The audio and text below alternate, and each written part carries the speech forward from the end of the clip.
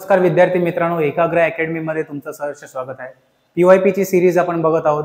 2021चा PYP झालेला आहे, 2022चं विश्लेषण देखील झालेलं आहे. आज आपण बघू शकता इतिहासाचं जे आहे राज्यसेवा 2023 इतिहासाचं आपण विश्लेषण बघणार आहोत की इतिहासाचा पॅटर्न कसा राहिलेला. त्याच्यानंतर आपण पुढच्या वेळेला 2024चं बघणार आणि एक एक्सपेक्टेड आपण बघू की 28 सप्टेंबरला आयोग काय विचारेल. तर मागच्या आपण दोन जे 21-22चा पॅटर्न बघितला त्यात बघू शकता की स्पेसिफिक म्हणजे पर्सन स्पेसिफिक प्रश्न जास्त दिसत आहेत, प्लस कुठले तरी बघू शकता चळवळ रिलेटेड प्रश्न जास्त आहेत आणि त्यात पण महाराष्ट्राचा जास्त इतिहास विचारण्यात आलेला आहे. आणि आता 23चं आपण विश्लेषण करणार आहोत. तर आपण ए सेट डिस्कस करणार आहोत. 4 जून 2023 रोजी जी परीक्षा झालेली होती, 4 जून 2023 महाराष्ट्र राजपत्रित नागरी सेवा संयुक्त पूर्व परीक्षा. यस, चला ए सेट मधला पहिला प्रश्न होता की पंडिता रमाबाई असोसिएशनच्या अनुमतीने आपल्या सल्ला देण्यासाठी 1 मिनिट प्रश्न वाचून घ्यायचा आहे.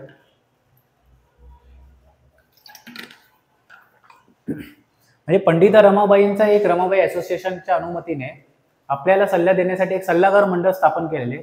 त्यात खालीलपैकी कोणाचा समावेश होता? न्यायमूर्ती रानडे, म्हणजे डॉक्टर RJ भंडारकर, न्यायमूर्ती KT तेलंग, बापूवारी शिंदे. 1 व 2, 2, 3, 1, 4, 1, 2, 3. तर याचं योग्य उत्तर आहे 1, 2, 3 म्हणजे रानडे, भंडारकर, तेलंग. आता हे कुठून, आता हे बघू शकता की 11वीचं जर जुनं टेक्स्टबुक तुमच्याकडे असेल, हे बघू शकता 11वीचं जर जुनं टेक्स्टबुक आहे त्याच्यावरून पंडिता रमाबाईचा तुम्ही जर पॅरेग्राफ जर डायरेक्टली उचलला तर तिथून दिसतं रमाबाईने स्त्रियांसाठी केलेले महत्वाचे कार्य म्हणजे शारदा सदन ची स्थापना. 1889 मध्ये त्यांनी मुंबईत या संस्थेची स्थापना केली. निराश्रित विधवा व अनाथ स्त्रियांच्या राहण्याची व भोजनाची मोफत व्यवस्था तेथे करण्यात आलेली होती. 1890 मध्ये या संस्थेने पुण्यात स्थलांतर करण्यात आले. तेही संस्था नावारूप आली शारदा सदन. त्याच सल्लागार मंडळात रानडे, तेलंग, भांडारकर यासारख्या थोर व्यक्ती होत्या. यस, डायरेक्टली बघू शकता दिलेलं आहे. पंडित रमाबाईंनी नंतर केडगाव येथे मुक्ती सदन नावाची स्थापना केली. त्यांनी अनाथ व विधवा स्त्रियांच्या शिक्षणाच्या, निवासाची आणि भोजनाची मोफत सोय या संस्थेला नावारूप बांधण्यासाठी त्यांनी फार परिश्रम घेतले. 1897च्या दुष्काळाच्या वेळी जनतेला त्यांनी मदतीचा हात दिला. त्यांनी लिहिलेले बायबलचे मराठी भाषांतर, स्त्री धर्मनीती, the high caste Hindu women इत्यादी ग्रंथ उल्लेखनीय आहे. पंडित रमाबाईंचा मृत्यू 5 एप्रिल 1922 रोजी झाला. तर बघू शकता 11वीचं टेक्स्टबुक आहे, डायरेक्टली राज्यसेवेत प्रश्न विचारलेला आहे. मागच्या पण जे 21-22चं पण आपण बघू शकता विश्लेषण केलं, तिथं सांगितलं की जे 11वीचं टेक्स्टबुक आहे भरपूर महत्वाचं आहे. 15 प्रश्न असतील त्याच्यातला 3 प्रश्न तर असाच रेफरन्स भेटून जातो 11वीचा टेक्स्टबुक. मग बघू शकता की ज्या एका टेक्स्टबुक बारक्या टेक्स्टबुकमुळे जर 3 प्रश्न आपल्याला येत असतील मग ते किती महत्वाचं आहे. चला नेक्स्ट प्रश्न. इसवी सन 1918 साली मुंबईतील कामगारांचा पीपल्स युनियन ही संघटना स्थापन करण्याचा उद्देश कोणी केले होते?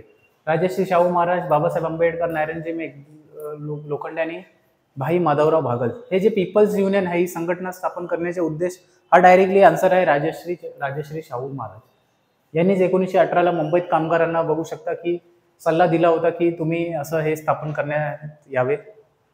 आणि हे बघू शकता पुन्हा एकदा 1 लाइनर आणि डायरेक्ट महाराष्ट्राच्या इतिहासावर प्रश्न. चला नेक्स्ट बघू शकता प्रश्न क्रमांक 3. ब्राह्मोत्तर पत्रकारितेचा मूर्त मेढ रोवून चिपळूणकरांच्या महात्मा ज्योतिराव फुलेंवरील हल्ल्याचा बचाव आपल्या वृत्तपत्राद्वारे कोणी केला? नारायण मेघजी लोखंडे, भाऊदाजी लाड, तुकाराम तात्या पडवळ, कृष्णाजी भालेकर. ब्राह्मणोत्तर पत्रकारितेच्या मूर्त वेध रोवून चिपळूणकरांच्या महात्मा ज्योतिराव फुलेंवरील हल्ल्याचा बचाव. बघू शकता ब्राह्मणोत्तर जे पत्रकार होतं त्याच्यात आपल्या बघू शकता महात्मा ज्योतिराव फुले पण हे आणि त्यांच्यासाठी एक मेन नाव जोडलेलं आहे कृष्णाजी भालेकर. डायरेक्टली आन्सर आहे. पुन्हा एकदा बघू शकता महाराष्ट्राचा इतिहास बघू शकता 11वी टेक्स्टबुक तसेच गाटाळ या कटारे तुम्ही वाचत असाल, डायरेक्ट प्रश्न आहेत, फुलटॉस प्रश्न आहेत त्या ह्याच्याबद्दल. चला नेक्स्ट बघू शकता की थोडं एन्शंट वर आलेलं आहे. मालविका आणि मित्र. यस, मालविका आणि मित्र या प्राचीन नाटकात कोणत्या 2 राजघराण्यांचा वैवाहिक संवादावर प्रकाश टाकतो?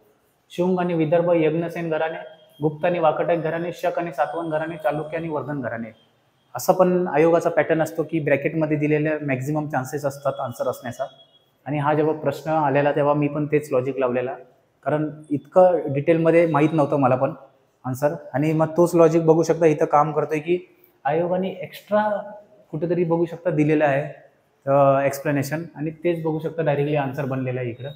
शुंग आणि विदर्भ मालविका मित्र म्हणून आन्सर. चला नेक्स्ट, पुन्हा एकदा एन्शंटवर दुसरा प्रश्न आलेला आहे. वैदिक काळात व्यापारात विनिमयाचे माध्यम काय होते? म्हणजे what was the medium of trade exchange during the वैदिक पिरियड? निष्क, कृष्णाल, शतमान, गण, श्रेणी. 1 2 3 2 3 4 1 2 4 5 1 3 5. तर काय होतं? तर ह्याचा योग्य आन्सर आहे 1 2 3. निष्क, कृष्णाल, शतमान. हे आपण बघू घ्या हे काय प्रकार आहेत.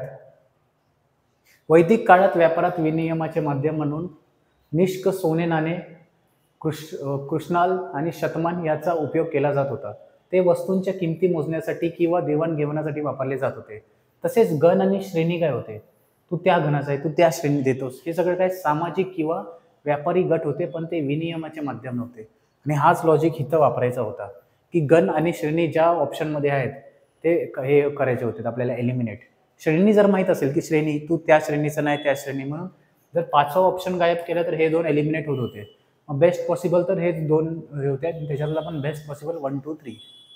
येस, या प्रश्नपत्रिकेत एकही प्रश्न बाद झालेला नाही. आयोगाने सर्वांचे प्रश्न उत्तर हे गेलेले आणि एक पण कॅन्सल झालेलं नाही. 6वा प्रश्न आपण बघून घेऊया.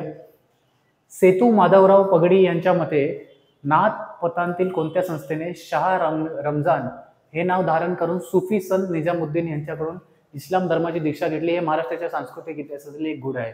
गोरखनाथ, गहिनीनाथ, जालंधरनाथ, कानिफनाथ. आता बघू शकता हा रेफरन्स हा कुठेतरी आउट ऑफ द बॉक्स प्रश्न आहे. म्हणजे जर हा प्रश्न आलाच नाही तर जास्त टेन्शन घेण्याची आपल्याला काही गरज नाहीये. हे सोडून पण देण्यासारखे हे होतात. पण मॅक्झिमम पॉसिबल बघू शकता, जर तुक्काच मारायचा असेल तर आपण जे नावं ऐकले तेच. गोरखनाथ आपल्याला माहिती आहे, गोरखनाथ किल्ला आणि खानिफनाथ. आता खानिफनाथच ह्याचं ऍक्च्युली उत्तर आहे. आणि हा पण असं हे बघू शकता की अहिल्यानगर आणि या बाजूला लागणार खानिफनाथ रस, उसाच्या रसाचे दुकानाचे नाव खानिफनाथ, आणि बरेच तिकडे हे दिसतं. आणि मग तो एक लॉजिक म्हणून काय लॉजिक लागत नाहीत, हे डायरेक्टली तुक्का ज्यांचा राईट आला हे असे प्रश्न आहेत. आणि हे मला वाटतं असले प्रश्न मिस्टेरियस आणि सोडून दिलं पाहिजे असे प्रश्न. म्हणजे माझं जर असं वैयक्तिक मत आहे की ह्या प्रश्नांचे उत्तर ज्याला आलं ज्याला नाही आलं, कारण असे सगळे प्रश्न आपल्या वाचण्यात येत नाहीत. आणि कुठेतरी आयोग प्रत्येक वेळेला 1 2 प्रश्न असे करतेच. म्हणून मी सांगितलं की 15 पैकी मिनिमम 8 ते 10 राईट आले पाहिजे आणि 12 पर्यंत आपण गेलो पाहिजे, ज्याचा चांगला अभ्यास आहे. खालील घटनाचं योग्य क्रमाने मांडन करा. क्रोनॉलॉजी लावायचे. श्वेतपत्रिका, पुणे करार, नेहरू अहवाल, धारासेना सत्याग्रह. 2431 4123 3421 2 हे. आता बघू शकता की ह्याचं एक्सप्लेनेशन पहिले बघून घेऊया की कुठलं काय झालं. बघू शकता की नेहरू अहवाल 1928 मध्ये आला, धारासाना सत्याग्रह 1930 मध्ये, पुणे करार 1932 आणि श्वेतपत्रिका 1933. बघू शकता दिस इज द सिक्वेन्स. मध्ये पहिला काय आहे? नेहरू अहवाल. तर नेहरू अहवाल 3 नंबर पहिला असेल, म्हणजे यस डायरेक्टली हा आन्सर झाला. नेहरू अहवाल, त्याच्यानंतर धारासाना सत्याग्रह, पुणे करार 1932 आणि श्वेतपत्रिका 1933. आणि असं म्हणून सांगतो की इतिहास वाचताना क्रोनॉलॉजी वाचणं गरजेचं आहे. क्रोनॉलॉजी अंतर्गत पण असं काय येऊ शकतो बघा, असा पण प्रश्न बनवू शकतो.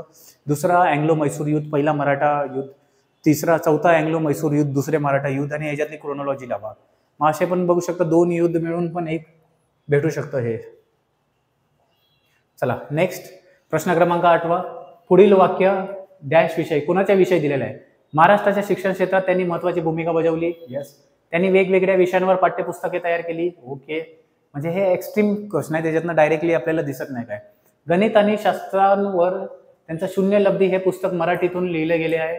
म्हणजे हे दॅट इज स्पेसिफिक आहे. ज्यांना माहीत असेल शून्य लब्धी कुणी लिहिलं त्याला आन्सर 100% येतं. केशवराव वावरकरांची त्याने चरित्र लिहिले. यस. आता कोण आहे? दादोबा पांडुरंग तरखडकर, आत्माराम पांडुरंग तरखडकर, बाळशास्त्री जांभेकर, गोपाल हरी देशमुख. आता शैक्षणिक ज्याच्यात जास्त महत्व आहे ते बाळशास्त्री जांभेकर. आणि हा पण रेफरन्स बघू शकता 11th standard old text book. आता तुम्ही बोलणार की हे कुठून आलं ओल्ड टेक्स्ट बुक मध्ये कुठे आहे? तर बघू शकता त्याचा स्क्रीनशॉट पण मी आणलेला आहे. बघू शकता आचार्य बाळशास्त्री जांभेकर वेगवेगळ्या पदांवर कार्य करत असताना इतिहास संशोधन, शिलालेख वाचन, ताम्रपटाचा शोध यामध्ये ज्ञान संपादन केले आणि त्यांनी इतिहास, भूगोल, व्याकरण, गणित, छंदशास्त्र, नीतिशास्त्र इत्यादी विषयांवर पुस्तके लिहिली. त्यांनी शून्य लब्धी बघू शकता डायरेक्टली आहे. एक डायरेक्टली जर लक्षात राहिला पूर्ण आन्सर भेटतो. शून्य लब्धी, हिंदुस्थानचा इतिहास, हिंदुस्थानचा प्राचीन इतिहास, सार संग्रह, इंग्लंडचा इतिहास इत्यादी ग्रंथ लिहिली. याशिवाय ज्ञानेश्वरा चे पाठभेदासह संपादन केले? आचार्य बाळशास्त्री जांभेकर. दर्पण हे मराठी भाषेतील पण त्यांनीच 1832 मध्ये स्थापन केलेले. डायरेक्टली आहे बघा, शून्य लब्धी डायरेक्ट. म्हणजे काय? पुन्हा एकदा व्यक्ती स्पेसिफिक प्रश्न प्लस महाराष्ट्राच्या इतिहासावरील प्रश्न दिसत आहेत मॅक्झिमम. 21 मध्ये पण तेच झालं, 22 मध्ये पण तेच झालं, 23 मध्ये पण तेच झालेलं आपल्याला दिसून येत आहे. चला नेक्स्ट प्रश्न क्रमांक 9. पुन्हा एकदा पुढील राजकीय संघटनाचा कालक्रमान योग्य क्रम लावा. पुणे सार्वजनिक सभा, बॉम्बे प्रेसिडेन्सी असोसिएशन, मद्रास महाजन सभा, इंडियन असोसिएशन आणि इथं क्रम दिलेला आहे. कुठला कोणचा आहे ह्याचं पण एकदा एक्सप्लेनेशन आपण पहिले बघून घेऊया. की बघू शकता इंडियन असोसिएशन आहे 1876, पुणे सार्वजनिक सभा 1870 म्हणजे सर्वात जुनी तेच आहे. मद्रास महाजन सभा काँग्रेसच्या जस्ट पहिले बरोबर झालेलं मद्रास महाजन सभा, आणि बॉम्बे प्रेसिडेन्सी असोसिएशन काँग्रेस बरोबर. मग लक्षात ठेवायचं की पहिले काय झालं, पुणे असोसिएशन, पुणे सार्वजनिक सभा, आणि त्याच्यानंतर इंडियन असोसिएशन, आणि लास्टला बॉम्बे झालं. मग पुणे असोसिएशन म्हणजे जिथं ऑप्शन आहे यस. तुम्हाला एक जरी माहीत पडलं, पुणे असोसिएशन 1870, मग त्याच्यानंतर बॉम्बे 1885, मद्रास 1884 आणि इंडियन असोसिएशन 76. हे जसं आपण नेक्स्ट स्लाइडमध्ये बघितलं, ड क आणि ब. यस. दुसरा प्रश्न आला क्रोनॉलॉजीवर आणि सेम आहे, महाराष्ट्राच्याच कुठेतरी इतिहासावर लक्ष केंद्रित यांनी ठेवलेलं आहे पुणे सार्वजनिक सभामुळे. चला नेक्स्ट 10वा. खालीलपैकी कोणता निर्णय साबरमती कराराने घेण्यात आला? प्रतियोगी सहकारिता पक्षाची स्थापना करावी, विद्यार्थ्यांना राजकारणात सहभागी करून घेऊ नये, कनिष्ठ जातीय कामगारांना भेटा बंद करू नये, तसेच 50 स्वयंसेवकाचे पथक हिंदू मुस्लिम ऐक्य राखावे असे ठरले. मोतीलाल नेहरू आणि जयकर यांच्या समितीने मध्यवर्ती विधिमंडळाचे सदस्य निश्चित करावे. तर ह्याच्यातले काय ठरलेले आहे? तर 10वा क्रमांक प्रश्न बघू शकता. हा तर बघू शकता ऍप्लिकेशन बेस्ड प्रश्न आहे, आणि यस ह्याच्यात जे आहे की एक committee of Motilal Nehru and Jayakar to determine the members of central legislature. Sabarmati कराराने बघू शकता नेहरू आणि जयकर हे कुठेतरी मॉडर्न हिस्ट्रीवर पुन्हा एकदा पर्सन स्पेसिफिकवर गेलेले आहेत प्रश्न, ऍप्लिकेशन वाईज आलेले आहे. चला नेक्स्ट 11वा प्रश्न बघूया. हे सर्व बघू शकता सिरीज बघायची, आणि तसंच एक एक्सपेक्टेड प्रश्नांची सिरीज पण आम्ही घेऊन येणार आहोत की काय काय टॉपिक येऊ शकतात. 1934 मध्ये कर्षक संगम एक शेतकरी संघटना म्हणून खालीपैकी कोणत्या प्रांतात स्थापन करण्यात आली? आंध्र प्रदेश, तमिळनाडू, केरळ, बंगाल. कर्षक संगम. यस, डायरेक्टली आन्सर आहे कर्षक संगम आहे केरला. यस के. पुन्हा एकदा बघू शकता वन लाइनर. डायरेक्टली जाऊया. 12वा प्रश्न. दांडी यात्रेचा उल्लेख रामाच्या लंकेच्या ऐतिहासिक मोर्चाचे कोणी केले? डायरेक्ट हा PYP आहे. बऱ्याच वेळा आयोगाने हा प्रश्न विचारलेला आहे.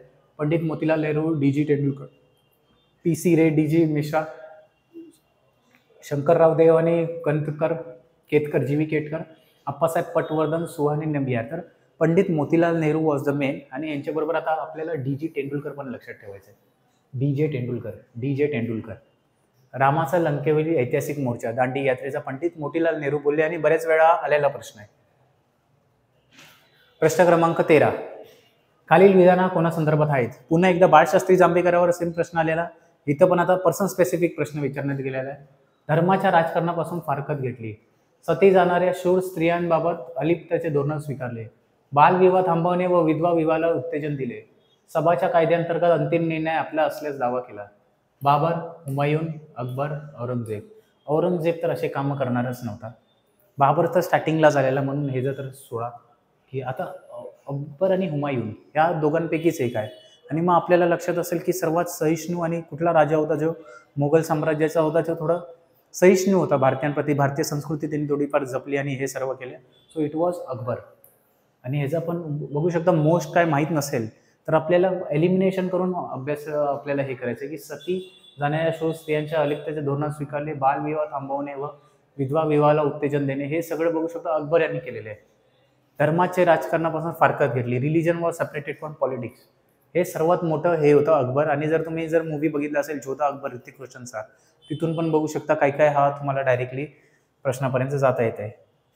म्हणून आता कसं असतं एन्शंट आणि मिडिवलवर एवढे प्रश्न विचारत नाही, म्हणून स्टुडंट लोक डायरेक्ट सोडून देतात. पण ॲटलिस्ट जे प्रिव्हियस इयर प्रश्न विचारले त्याच्यावर तरी कॉन्सन्ट्रेट केलं पाहिजे असं माझं मत आहे की त्याच्यावरनं डायरेक्टली आपल्याला प्रश्न बनतात.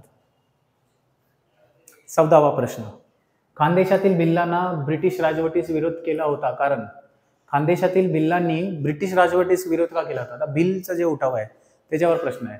उत्तर भारतातील उठावाच्या घटनांपासून सातपुडा विभागातील भिल्लांना प्रेरणा मिळाली. 1857च्या उठावास फायदा घेऊन भागोजी नाईक व काजीसिंग नाईक उठावात सामील झाले. काजीसिंग व त्यांच्या सहकार्यांनी सरकारी खजिना व पोस्ट जाळले. 1, 2, 2, 3, 1, 3 वरील सर्व. आता लक्षात ठेवायचं, उत्तर भारतातील उठावांच्या घटनांपासून सातपुडा विभागातील भिल्लांनी प्रेरणा मिळाली. यस, 100% राईट आहे. 1857च्या उठावाचा फायदा घेऊन भागोजी नाईक, काजीसिंग नाईक उठावात सामील झाले. 100% तेव्हाच्याच काळात घडलेली घटना आहे. काजीसिंग व त्यांच्या सहकार्यांनी सरकारी खजिना व पोस्ट लुटल्या. यस, 100% आहे. मेन तर डाव तेच होता की मॅक्झिमम लोकांकडे जे हे होते, ब्रिटिश अधिकारी होते, त्यांच्या ह्याच्यावर डायरेक्ट लूट आणि जाळपोळ करण्यात आले. आणि ह्याचं उत्तर आहे ऑल द अबाव वरील सर्व. चला नेक्स्ट प्रश्न आणि शेवटचा प्रश्न जो इतिहासामध्ये आला. खालीलपैकी कोणत्या वृत्तपत्रातून ॲनी बेझंट आणि होम रूल चळवळीचे बद्दलचे विचार मांडले? Yes, New India, Commonwealth, Bombay Gazette, Telegraph. अ ब अ ड ब क अ ब क. आता एवढं लक्षात ठेवा, बॉम्बे गॅजेट हा भरपूर पूर्वीचा आहे, म्हणजे त्याचा इतिहास आहे सर्व. पहिला जेव्हा पेपर होता. आता आपल्याला माहीत असलं पाहिजे की ॲनी बेझंट आणि होम रूल बद्दलचे विचार. ॲनी बेझंटचे जे न्यूजपेपरचे घ्यायचं की न्यू इंडिया, यस 100% आहे. कॉमनवेल्थ पण 100% आहे. अ ब. आता अ ब क, बॉम्बे गॅजेटचा इतिहास भरपूर जुना आहे आणि सर्वात पहिले जर एलिमिनेट झाला पाहिजे तर कच ऑप्शन एलिमिनेट झाला पाहिजे, ज्याच्यात क आहे. मग त्या हिशोबानं लॉजिक लावलं तर अ आणि ब, ॲनी बेझंटचा. आणि हाच आयोगाने उत्तर दिलेला आहे की ॲनी बेझंट यांनी होम रूल चळवळीचे बद्दलचे विचार कुठल्या पेपरमध्ये मांडले तर न्यू इंडिया आणि कॉमनवेल्थ. यस. आणि हे बघू शकता, आयोगाची बघू शकता अंतिम उत्तर तालिका आहे. जे पेपर ए सेट आपण डिस्कस केलेला आहे, एक पण प्रश्न बाद करण्यात आलेला नाही आहे. आणि त्याच हिशोबाने बघू शकता की 2023चा आपण 21चं झालं आहे, 22चं झालं आहे, 23चं विश्लेषण केलं आहे, 24चं पण विश्लेषण करणार आहोत. आणि मग एक एक्सपेक्टेड पेपर आपण घेऊन येणार आहोत की कसा येऊ शकतो त्याच्यावर. मग चला ठीक आहे, तर नेक्स्ट टाईमला भेटूया. 24चं विश्लेषण घेऊन येणार आहोत, जो 1 डिसेंबर 2024ला परीक्षा झाली. आणि त्यानंतर एक्सपेक्टेड आपण सांगणार की इतिहासामध्ये काय येऊ शकतं की 2025च्या पॅटर्ननुसार. चला सर, जय हिंद, जय महाराष्ट्र.